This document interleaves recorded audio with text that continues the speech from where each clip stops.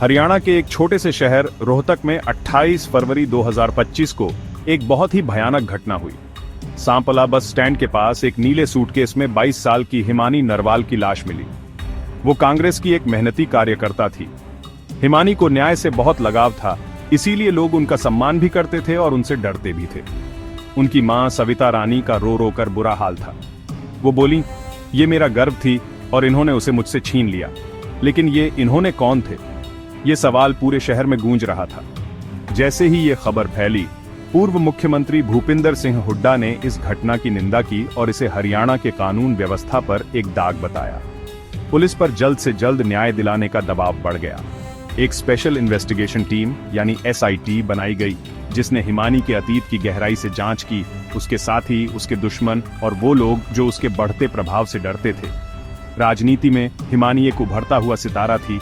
वो राहुल गांधी की भारत जोड़ो यात्रा में बढ़ चढ़कर हिस्सा लेती थी। हर किसी को उसका आगे बढ़ना पसंद नहीं आ रहा था। ऐसी अफवाहें थीं कि हिमानी का हाल ही में कुछ पार्टी के लोगों से भ्रष्टाचार और गुप्त सौदों को लेकर झगड़ा हुआ था। क्या किसी ने उसे हमेशा के लिए चुप कराने का फैसला किया था? एक युवा पत्रकार ने दावा किया कि उसने हिमानी को कुछ दिन पहले ही एक कैफे में किसी के साथ बहस करते देखा था। क्या ये कोई निजी दुश्मनी थी या कोई और बात? हफ्ते बीत गए, लेकिन कोई गिरफ्तारी नहीं हुई, जिससे लोगों का गुस्सा और भड़क गया।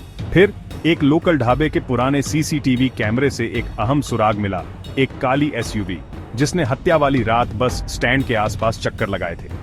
गाड़ी के नंबर प्लेट का पता लगाते हुए पुलिस को एक चौंकाने वाली सच्चाई का पता चला। वो SUV एक ताकतवर राजनेता के मददगार की थी, जिसे हिमानी के खुलासों से बहुत नुकसान हो सकता था। पुलिस के दबाव में उस मददगार के ड्राइवर ने अपना जुर्म कबूल कर लिया।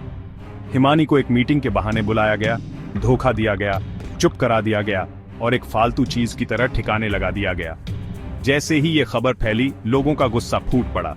लोग सड़कों पर उतर आए, न्याय की मांग करने लगे। उस राजनेता के मददगार को गिरफ्तार कर लिया गया, लेकिन एक बड़ी साजिश की आशंका अभी भी बनी हुई थी। हजारों लोगों के सामने हिमानी की मां अपनी बेटी की तस्वीर लिए खड़ी थी।